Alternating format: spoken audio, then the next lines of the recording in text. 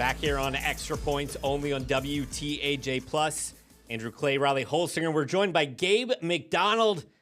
Gabe, it's good to see you. He's from WJYZ in Charlotte, North Carolina.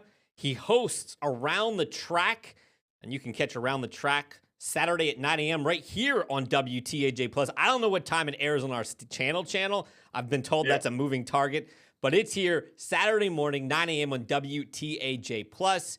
If you're watching us now, you already got the app, so you're already halfway there. Gabe, appreciate you joining us. NASCAR heads to Atlanta this week, and yeah, we could talk about that, but I want to talk about this in-season tournament because look, I grew up in central Pennsylvania watching auto racing my whole life. I don't understand this tournament, and I don't understand why. That's more the question. I guess I kind of understand the X and O's, but the why I'm having trouble figuring out. It's different. I mean, you think about NASCAR, they're trying to really appeal to a bit of a younger audience now. You look at, obviously, the last 5 races being on Prime Video and having a lot better coverage, even hearing from drivers as well. You think about just, having the pre and post race show and just the different stories and they've been able to tell. So it's really just NASCAR trying to look into the future a little bit. You think about what the NBA has done with their in-season tournament. You can look at it for what it is, but it's gotten people interesting when you think about the different uniforms and the courts that we see during that time. And I think now with NASCAR, these next 5 races, you're going to have a lot of different matchups. Of course, you have guys going for wins with 5 playoff spots left. 11 different drivers have won so far. But the in-season tournament, it's all about finishing ahead of the driver that you're paired with. So you might even see some battles, guys racing for 20th or 25th place, trying to finish just one spot ahead of the guy that they're paired with. So you're going to see some different strategies over these next 5 weeks, which I think could make for some better racing, especially at some good tracks that we have coming up, starting with Atlanta this weekend. Now, Gabe, how will this kind of maybe help, as they're trying to bring in newer audiences, how will this help, viewers try to maybe keep track of individual racers in maybe a different way than in a regular race?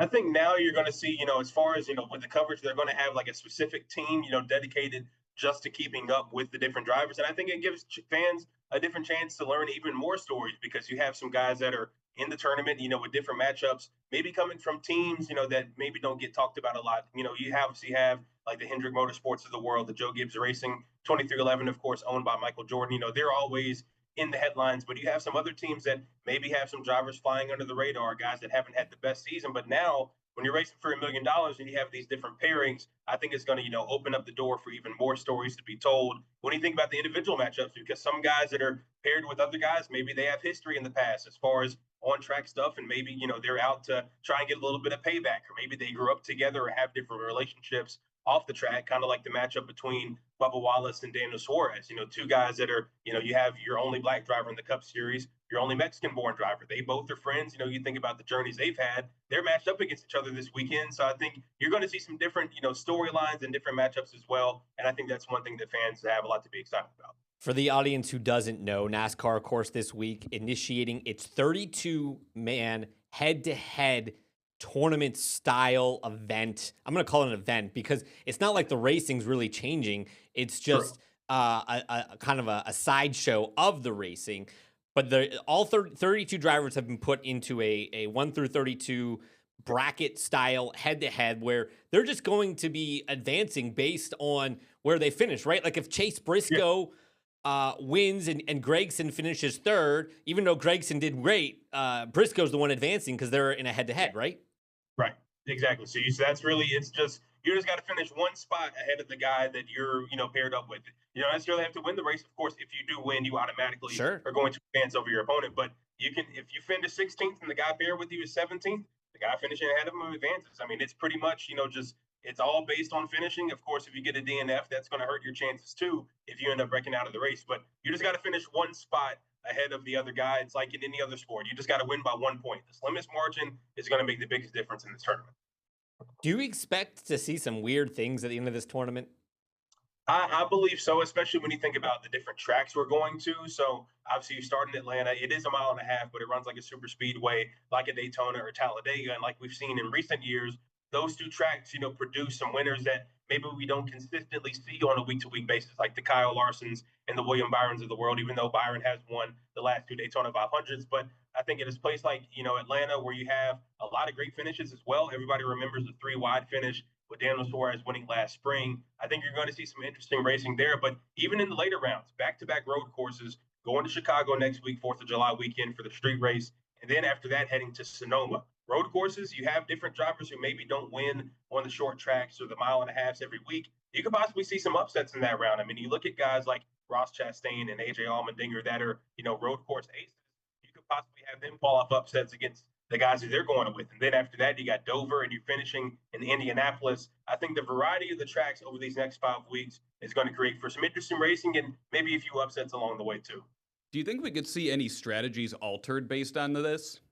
Oh, absolutely. I mean, when you're racing for $1 million, I think you're going to see a lot of different strategies. I mean, you have guys, obviously, you want to fight and get it to the playoffs. I mean, winning is imperative because you only have 9 races left in the regular season, 5 open playoff spots. Because if you win, you get in. Only 11 drivers have won so far this year. So that's going to have a different strategy in itself. But you think of, some teams that maybe don't have necessarily the cash flow of some of the bigger teams in the sport. You have, obviously, a guy like Ricky Stenhouse Jr., a 1-car race team there driving the 47 car. Now he has quite a matchup this weekend against Christopher Bell, who won the Atlanta race earlier this spring. But I think you're going to see some different strategy there because not only is he trying to pull off the upset to advance and possibly win the $1 million, but he's fighting for the playoffs too. So I think you're going to have a lot of matchups within the race, which is going to, create for some different strategies as well as far as, flipping the stages or staying out when it comes to pit stops. I think you're going to see a lot of different, just nuances between each team with something like this in play too.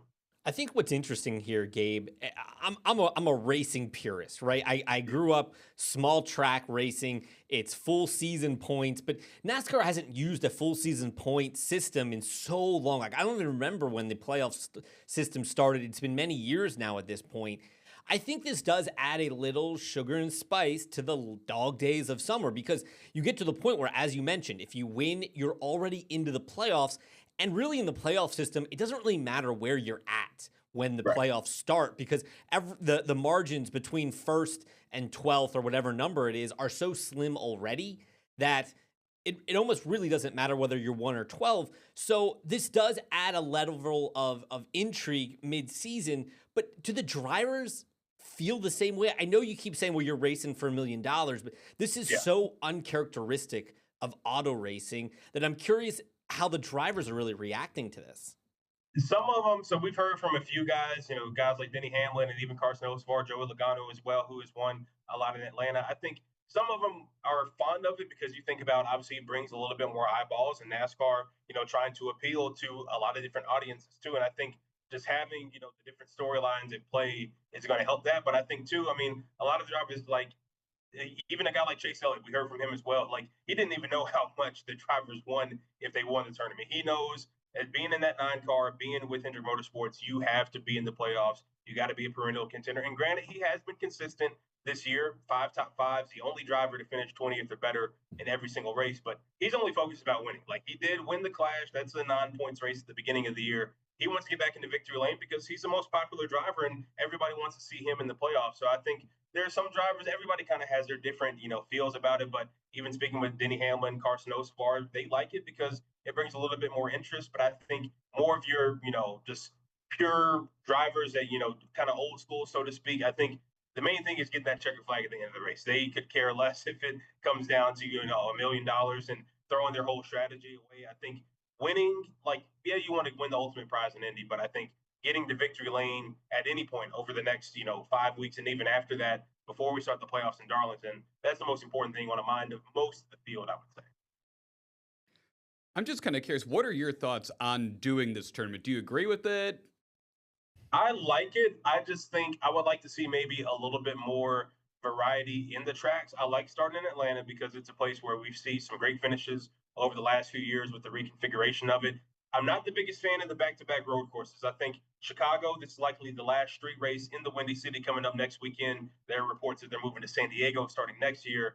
I don't really like having Chicago and Sonoma back-to-back because I think you would like more of a traditional either short track or a mile and a half just to kind of break things up a little bit because I think, back-to-back road courses can be kind of gimmicky a little bit because you have guys that, win in a one-off. Like we saw Shane Van Gisbergen, who was in the 30s in points. He gets a win in Mexico City. He automatically punches his ticket to the playoffs. Everybody has different opinions about that. So I would probably switch Sonoma with another track, a typical mile and a half, like a Nashville, like a Las Vegas, or maybe even a race in Texas, the race out there, the track out there. I mean, I think I would like to see that implemented in it, just to have 5 completely different places instead of 2 of the same when it comes to road courses. And then finishing at Dover and Indy. I like finishing in Indy. It's a crown jewel race at the Brickyard. I do love finishing there, but I would add more of a traditional oval mile and a half somewhere in there instead of having 2 road courses. But I like it. I'm going to be, pretty tuned in for it. It's going to be cool just seeing, how the strategies are with these different matchups. The 16 that we'll see here in the first round and then dwindling down after that. But I would just have a little bit more variety with the track. So we'll kind of see how the schedule shakes out next year, if they end up doing it again, and what kind of, scheduling and the variety they have there with the tracks. It's funny. That was my exact takeaway when you look at this schedule. As you mentioned, this week it's at Atlanta. Then you head to Chicago, Sonoma, Dover, and Indy. And my first thought was 2 road courses? Really? NASCAR runs, 5, 6 road course weekends a year? Coda, you got the Roval here in Charlotte in the playoffs. Watkins Glen is another one. And then you have Chicago, Sonoma. So, those 5. So you only have 5 of 30-something races a season on a road course, and you're going to put 2 of them in this new tournament-style thing. So I don't love that, and I think you're right. Adding another more traditional track, even like a Las Vegas, would fit Vegas, perfect. Bristol, anything like that, and Dover's not a traditional short track either. Like this isn't Bristol, this isn't Martinsville. It's Dover. Dover's kind of an in-between short track, much in the same way Atlanta is an in-between super speedway. It's not quite. It's not Talladega and Daytona, but it's also it's not California. It's not Michigan. It's a different. It's an in-between kind of setup. So I'm with you. I think the track selection is interesting and unique. You mentioned some guys like it, some guys are still unsure of it. What has been the biggest feedback, maybe specifically from them, from what they're saying about how this will play out? I think, a lot of them are just like, they're not going to throw away like their entire plan just to transfer through and, race for the million. Like if they have a certain plan, especially when you think about Atlanta, we've already been there this year. You take your data that you have from the race earlier and you kind of implement that and maybe make some tweaks heading into this weekend. You don't want to completely throw that out the window just because you want to finish, 23rd over a guy that, maybe is running behind you that you're paired up with. I think that's probably the main thing. It's like, yeah, I like it for like the fan perspective and the different stories that might come out of it. But as far as like their whole strategy, I think that's probably the main thing is like they don't want to completely, just go awry and do certain things that they typically wouldn't just to move up 1 spot or 2 spots to be ahead of the guy that they're in. Because at the end of the day, I think most of these drivers, I don't think they're really hurting necessarily for $1 million. I mean, you look at Christopher Bell, who won the All-Star race earlier this year in North Wilkesboro. He already had 3 wins in a row in the Cup Series at Atlanta, Phoenix, and Coda as well. So I think that's probably the main thing is let's stick to what we do. Let's not completely just go off kilter just to finish, I got to finish 26 because the guy I'm paired up with is running, 2 or 3 spots behind. I think that's probably been the main thing. Before we let you go, I want to switch over and just talk about the series in general as we head into this. As you mentioned, just a few more races before the playoffs. How much pressure do you feel is on a guy like a Chase Elliott right now, who is certainly up there in the points? He's 5th right now in points. He's coming off a couple top 3 finishes, but he still doesn't have a win, so he's still not in. A bad break or 2, and all of a sudden he's gone from 5th to 10th or 11th fighting for those final spots. I think being in that car and racing for Mr. H, there is immense pressure on him to get back into victory lane because you look at 2 of his teammates. They're 1 and 2 in points in William Byron and Kyle Larson in the 24 and the 5 car. We all know over the past several years they've proved that they're at the top of their game. And you think of William Byron or Chase Elliott, rather, the champion in 2020, kind of the golden boy, so to speak, of the sport. I think there's a lot of pressure on him to get back to victory lane because you think about just, what he's been able to do in that car. And yeah, he's been consistent this year, but there's just one thing missing from the team. I'm not necessarily sure what that is, but I think when you think about him, there's a lot of pressure on him, especially now heading to his home track. He's from Dawsonville, Georgia, just outside of Atlanta. He's won there before, and I think this would be, just quite the ideal weekend for him to get back into victory lane. But I'd say there's a good amount of pressure on him to get it done because Hendrick Motorsports, they expect all 4 of their cars to be competing for a championship. Definitely making the playoffs, but hopefully competing for a championship down the line. Tyler Reddick in a similar situation as Chase Elliott. Good season. Still isn't in the playoffs. He's Gabe McDonald from WJYZ in Charlotte. Catch him on Around the Track Saturday at 9 a.m. right here on WTAJ+. Gabe, I appreciate you hopping on with us. Hey, appreciate you guys for having me, man. Y'all take it easy.